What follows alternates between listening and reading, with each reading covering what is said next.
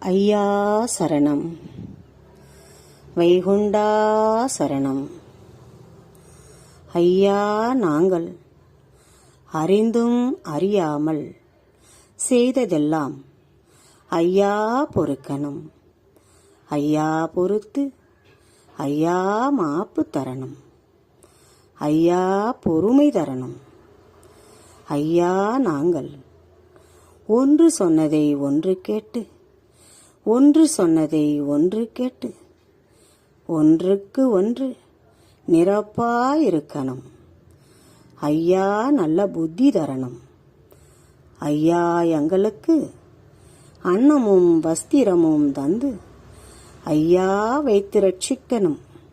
ஐயா எங்களை யாதொரு நொம்பலமும் இல்லாமல், யாதொரு சஞ்சலமும் இல்லாமல் ஐயா வைத்து ரட்சிக்கணும்.